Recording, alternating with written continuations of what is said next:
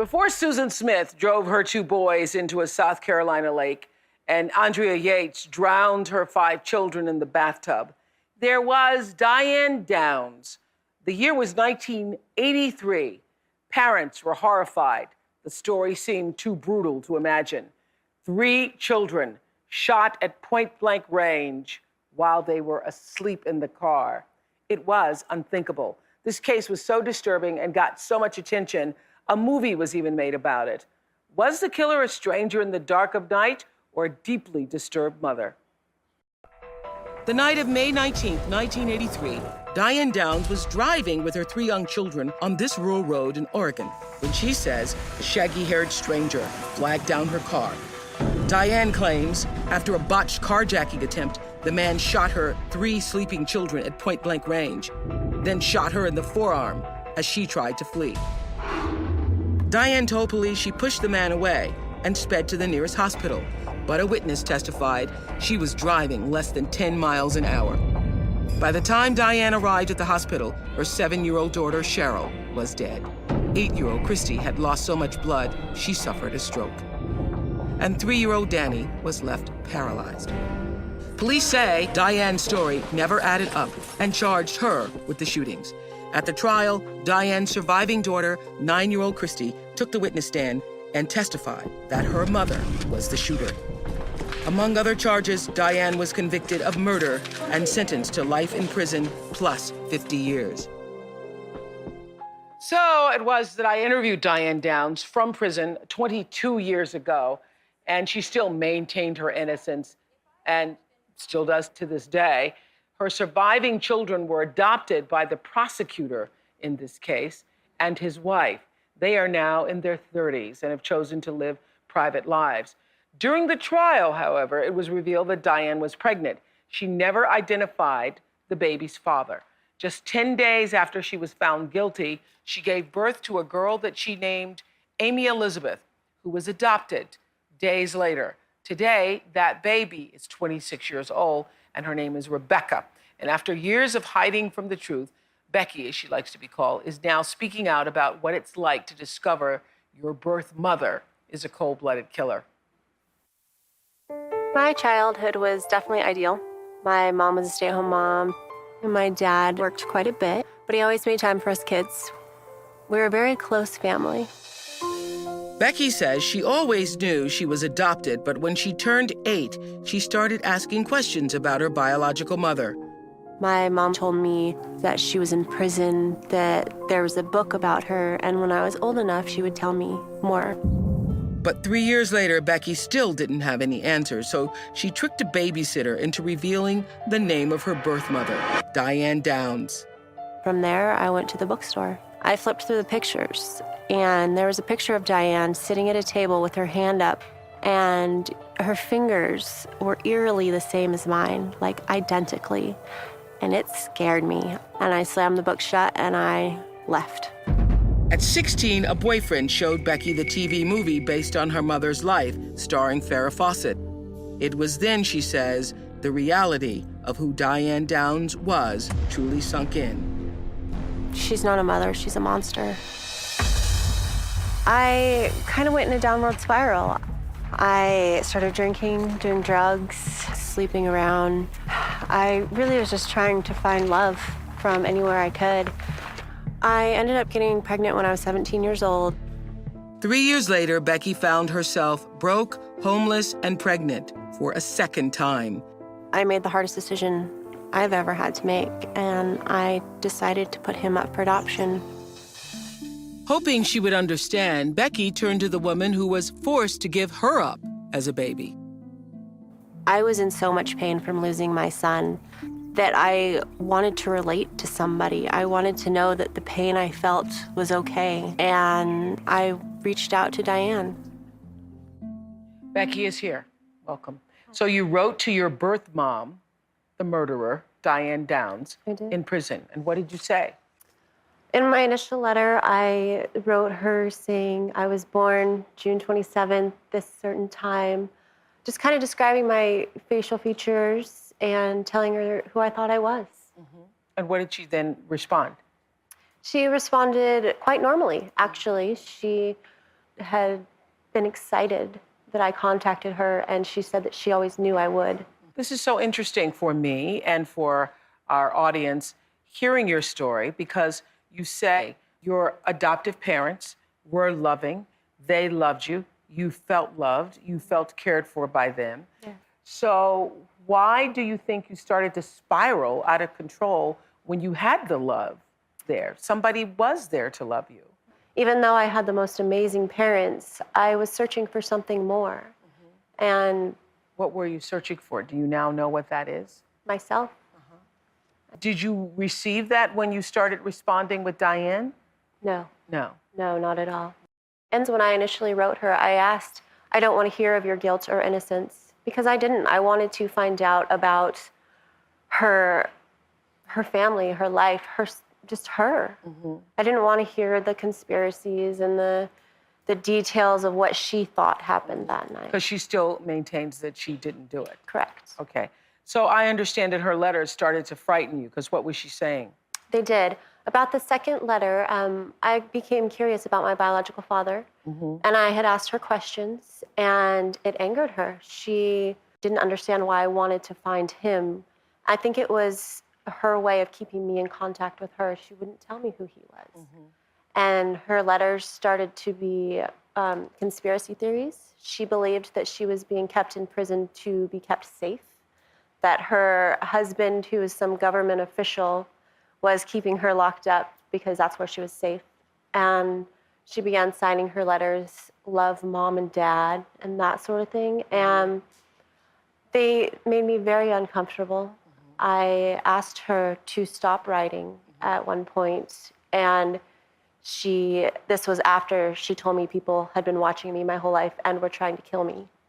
And at that point, she then accused me of being one trying to kill her. So then you concluded what? That she's crazy. Yeah. Yeah. And so then you just decided to leave her alone, or what? I regretted writing her. You know, like you said, I have an amazing family, and there's no room in my life for someone like Diane Downs. Yeah, yeah. And so when you found out that your biological mother was this notorious killer, it made you feel what about yourself?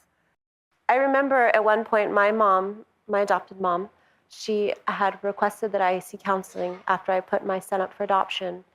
And I was in with my counselor, and I was stressed out. Bills were due. I had just lost a child. I had the weight of the world on my shoulders, and I felt like I was going crazy, honestly. And I went into my counselor, and I said, am I like her? Am I going crazy? And she grabbed my hand, she looked me straight in the eye, and she said, honey, crazy people don't know they're crazy. She says, you're dealing with life. Just dealing with life. Yeah.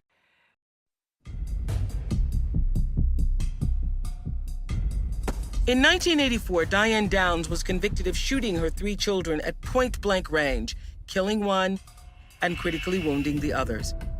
Diane blamed the crime on a mysterious carjacker, a story police say she fabricated. Before her trial, Diane became pregnant with her 4th child. The media speculated she did it to gain sympathy from the jury. I asked Diane about that when I interviewed her from prison back in 1988. You were pregnant at trial. Why did you get pregnant again? I was extremely lonely. I missed my kids desperately. I had just seen Christy on the 2nd of October, and it's like opening a wound and pouring salt in. I was extremely lonely, beyond belief and beyond explanation. And on October 13th, I just went and got pregnant because I was so lonely. I love my children. I miss my children. And I know that sounds simplistic. It really does. And I have to admit that. And that's why I say there's so much more feeling inside than I can give in 2 minutes. Well, Diane had the baby 10 days after she was convicted. The baby girl was taken away and adopted just days after she was born. And Becky is now that 26-year-old baby here today. When you see that tape of her, you think or feel what? Disgust. Did you feel ever any kind of relationship or feeling about her as a mother? I've never referred to Diane Downs as my mother. She has always had the name biological. I feel that my adoptive parents did an amazing job in raising me as their own. At one point after I'd put my son up for adoption, I felt that I wanted to connect to her, and that's when I wrote the letters. I was just heartbroken and sickened by losing my son. So did you want to know, did she feel the same thing when she had to let you go? Is that really what you were looking for? In a sense, I wanted to relate. I was just so sad that I reached out to her hoping she was human, hoping that she hurt the way that I hurt. And that... When she let you go. Right, exactly. Have you discussed this with your adoptive parents? A little bit. In the last couple of years, I have. My mom and my dad, they're amazing people, and I love them deeply. And when I reached out to Diane, I definitely felt guilty. And Do you think they did the right thing by not telling you as a young child who your birth mother was? most definitely. Yeah. That's something that no child can understand. Have you ever had a desire to reach out to your other siblings? I have. I tried a couple of years ago, but they would like to stay private. Understandably, you know, it was something that was very difficult for them to get through. Yeah. And I don't know how you get through the fact that your own mother tried to kill you. no, Yes. it's just, I wouldn't either. But they're doing well. They're very well adjusted and happy. And just, we kind of The left boy it who at was that. paralyzed, is he still, is a man paralyzed Yes. still? And so now, when your adoptive parents know that you've done this, how's the relationship? At first, they were upset. They didn't understand why I would reach out to her, given her mental state. And they told me I would gain no benefit from it, and which they were correct. But being an independent person, I had to find that out on my own. But we're definitely close now, and they support me in telling my story. They say it's my story, and if it's going to help somebody, then tell it. Thank you for being here to share it. One-time socialite Betty Broderick was married to her prominent lawyer husband, Dan, for 16 years before he asked for a divorce. He had reportedly been having an affair with his younger legal assistant, Linda Kolkina. Betty harassed her ex-husband for years before her rage escalated to murder. Just before dawn in 1989, Betty broke into Dan's home and fatally shot him and his new wife, Linda, while they lay sleeping. I mean, it just was an explosion. Just, I moved, they moved, the gun went off, and it was like, ah! And it was that fast. Betty was convicted of second-degree murder and given the maximum sentence, 32 years to life behind bars. In 1992, less than a year into her sentence, I interviewed Betty from jail. Perhaps you take responsibility. I do, total. But you feel no remorse. I never made a choice. I never made a decision to hurt those people, much less kill them. I never made that choice. So how can I feel the remorse for a choice I never made? In January 2010, Betty's request for a parole hearing was denied by the board, who said, "Your heart is still bitter and you are still angry. You show no significant progress in evolving." Remember 21-year-old Pamela Smart? She was the New Hampshire woman who seduced a 15-year-old student and then was convicted of having him kill her husband. That was 20 years ago, and Pamela has been locked up ever since. Lisa Ling recently went to Bedford Correctional Facility in New York for an exclusive one-on-one with her.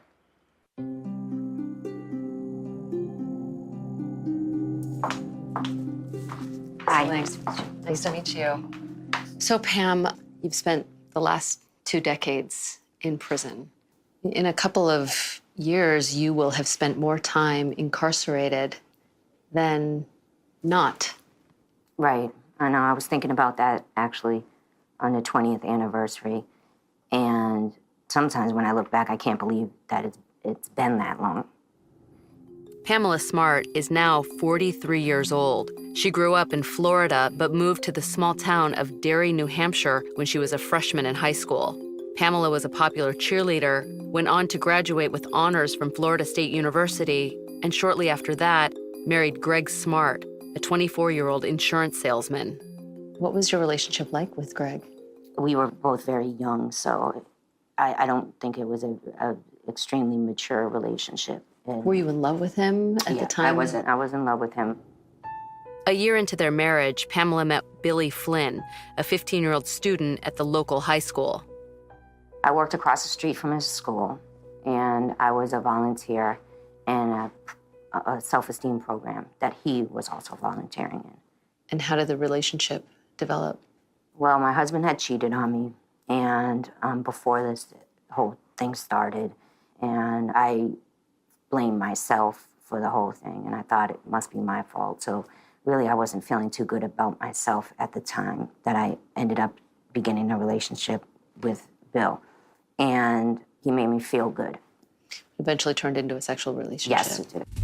A few months after the affair began, Greg Smart was found brutally murdered in their home. Pamela was the first to discover his body.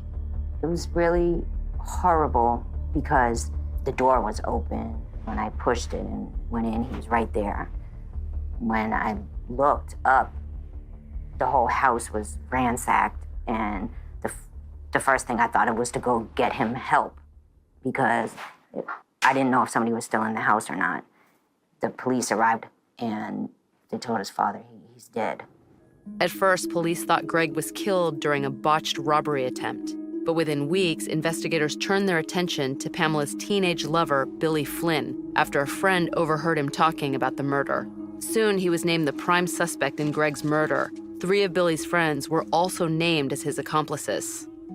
Do you think they thought they could get away with murder? Yeah, that's what I think they thought, definitely. Because they didn't, according to their own testimony, they were laughing about it in the car on the way home and talking about the thrill of killing him and the power of it.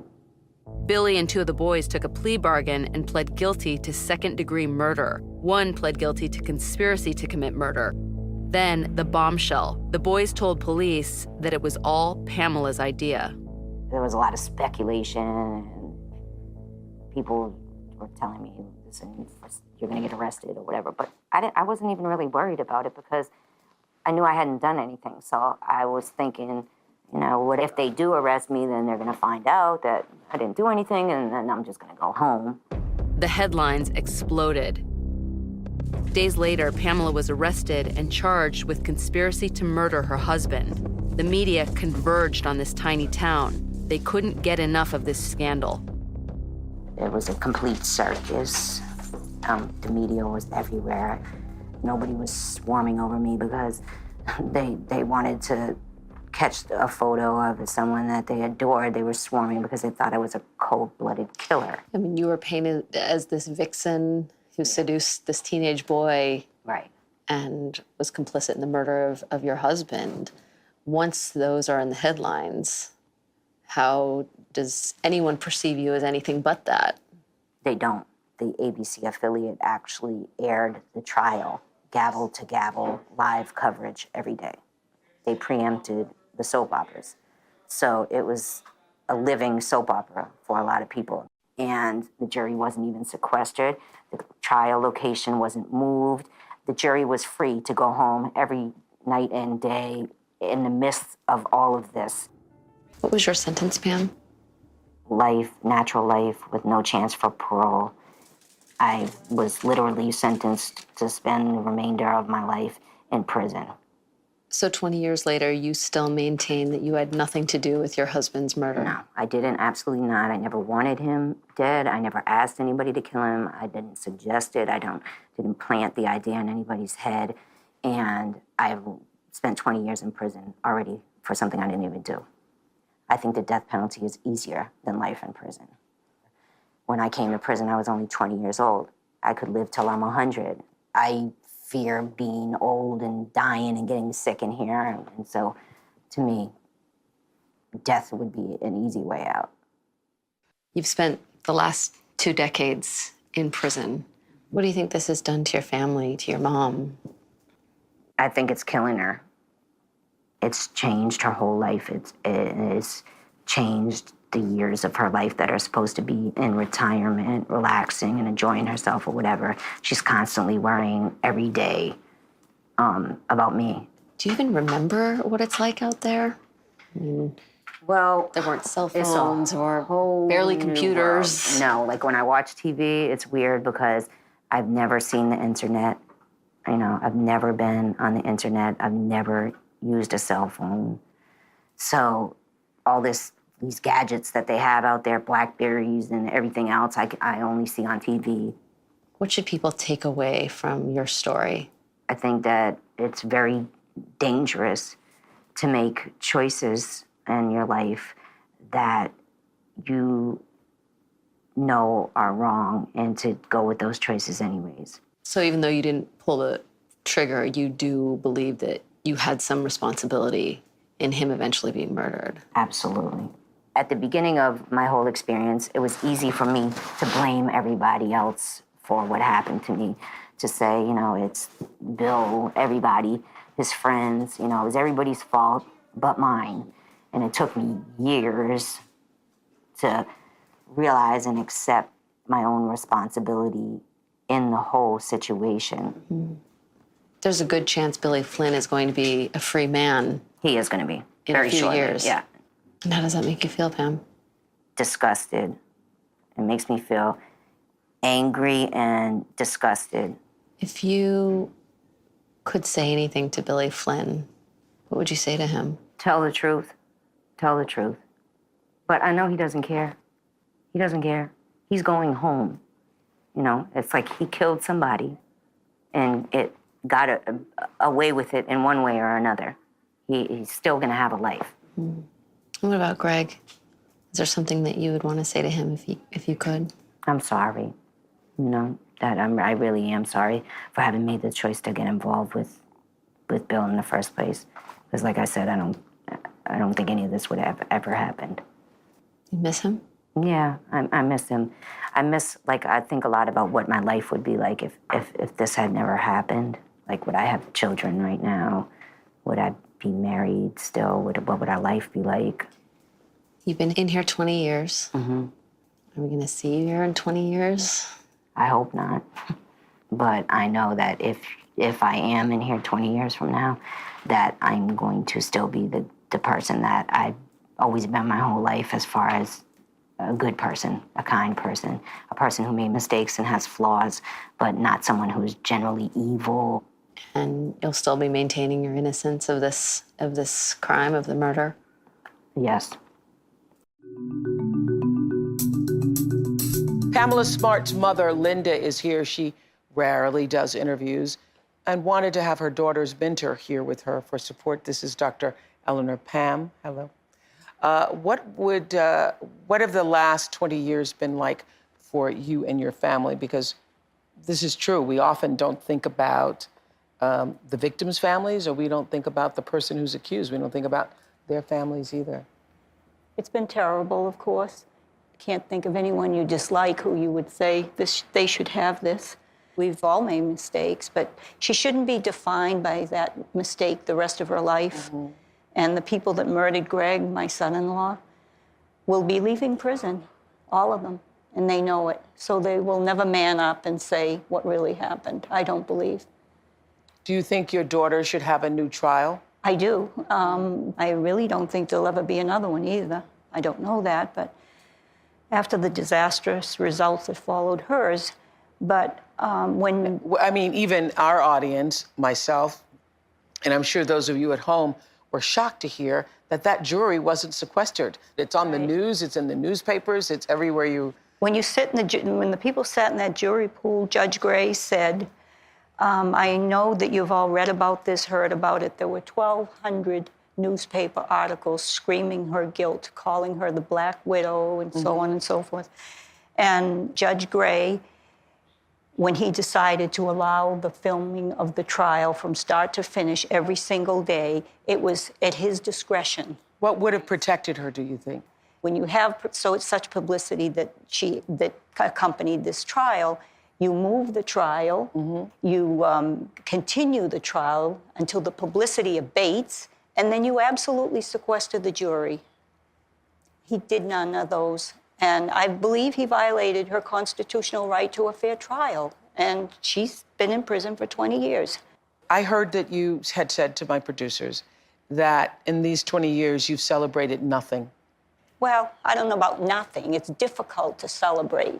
I have 20-year-old Christmas gifts for her. Wow. It's been terrible, but she does very incredible things in the prison where she is. She works very, very hard. She helps all the other women, and for that I'm very proud. She has gained 2 master's degrees, as you probably know. How often do you get to see her? Not as often as we'd like because it's very far away. Do you think that she should have served time at all? No, no innocent person should be in prison.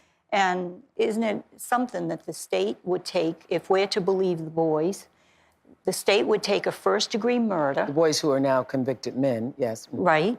Take a first-degree murder, Greg's tragic, terrible first-degree murder, bump it down to second-degree to give them their plea bargains, and you'll never hear from them because that's part of their plea bargains. Shut up, say nothing, and you get out, and they will.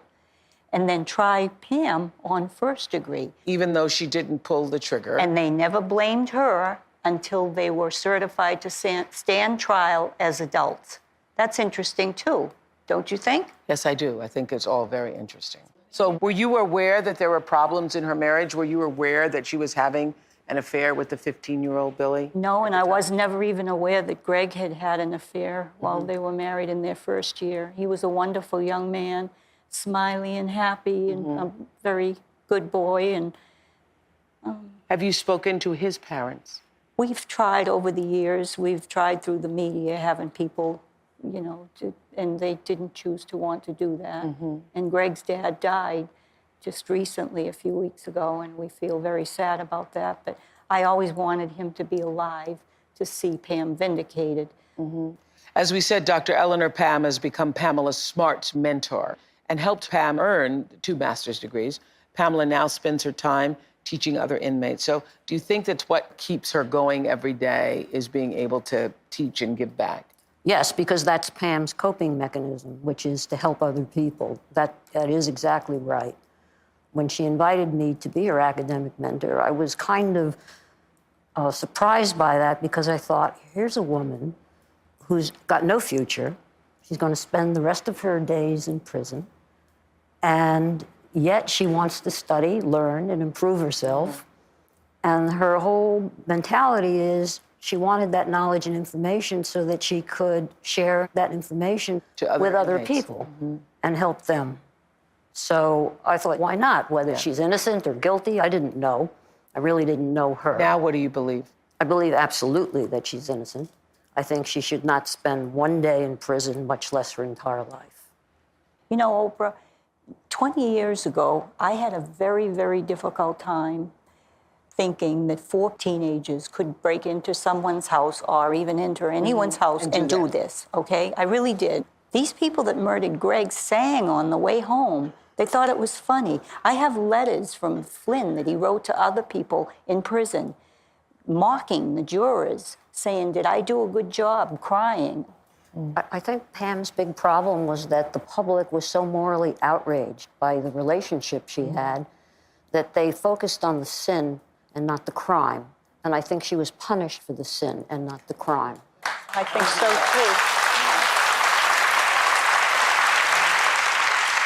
Thank you both for being with us. Thank you. Appreciate it. So 20 years after the murder of her husband, Greg, Pam Smart still maintains that her only crime was becoming sexually involved with the teenager who ended up killing her husband. Smart is now behind bars for life with no possibility of parole. Alec Beckett was a juror in that trial, and at the time, he had just graduated from college. Alec joins us via WebEx from Providence, Rhode Island. So, Alec, do you think Pam got a fair trial? I think she did. I mean, I can only speak to the part I participated in, which was being a juror, and I felt we were diligent and acted with integrity. Yes, I feel it was fair. Considering where we've come in this country with jurors being sequestered, do you think it odd now that you all were allowed to go home every day and had access, if you wanted to, to newspapers and television and all of that. It's interesting. And only in hindsight has it occurred to me that might have been odd. At the time, the judge made it very clear what was expected of us and to sort of essentially sequester ourselves. And I, for one, took it very seriously and never talked to anybody at home or never watched any news. So I felt sequestered. Now, Pam's mother says that jurors were swayed by the media, and you can imagine that if you're the mother who has lived with your daughter being in prison all of this time and the jurors weren't sequestered, you might have reason to think that, because who thinks that 12 jurors are going to go home, nobody's going to discuss it with their husband, their wife, their children, their neighbor, or anybody. So do you think she has reason to think that? You know, I don't know. That broke my heart watching her. I really felt for her. And again, I can only speak for myself in that before the trial, I was out of the country. So I literally knew nothing about the case. And during the trial, I never talked to anybody, and I felt the weight of the responsibility of what we were doing, and I had given my word, and I kept it. So I don't know if it makes her feel any better that I don't know any examples of a juror being tainted or talking out of school, or even in the jury room, we didn't talk between breaks. We never said anything about what had just transpired in the courtroom. What was the main piece of evidence that you can recall that caused you to say, yes, Pamela Smart was a part of the conspiracy to kill her husband? I think it was the tapes that were made by her friend. They were very damning. There was the testimony of the boys, but I think a lot of us found them. We just found so distasteful what they had done. It was hard for us to take their testimony seriously. But the tapes themselves, I think we found very damning. So when you and the jury convicted her, you had no idea what the sentencing would be, that it would be life without parole. Is that correct?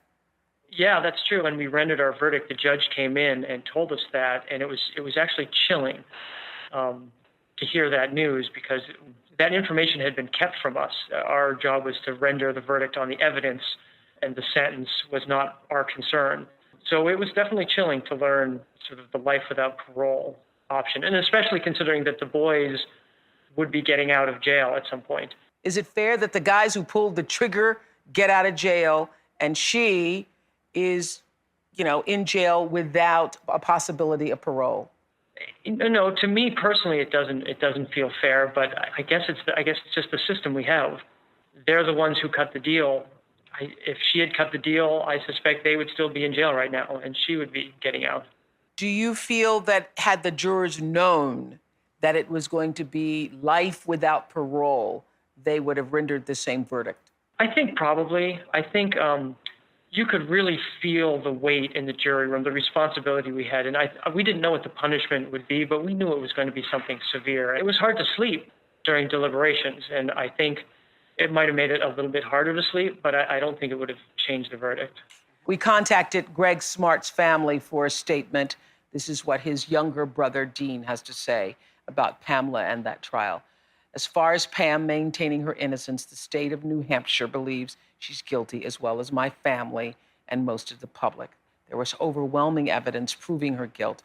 There was the testimony of the 3 boys, as well as the wiretap recordings. As far as her sentencing, the boys got a lighter sentence because they made a deal. They pled guilty. She could have done the same thing if she had admitted her guilt. She may have received a lighter sentence also. So thank you, Dean, for that statement. Being a juror in a trial such as this one, where a person is now sentenced to life without parole, do you carry that? After you leave that courtroom, does your life go on and you don't think about it anymore? I think it's something that's sort of very common to sort of you try to get out of jury duty, and it was a really meaningful and difficult experience. To have someone's fate in your hands is a lot to ask, and they divide that burden by 12, but it's still a very heavy burden. Well, thank you, Alec. Thanks for your candor. Bye, everybody. Thank you. I'm Oprah Winfrey, and you've been listening to The Oprah Winfrey Show, the podcast. If you haven't yet, go to Apple Podcasts and subscribe, rate, and review this podcast. Join me next week for another Oprah Show, the podcast. And I thank you for listening.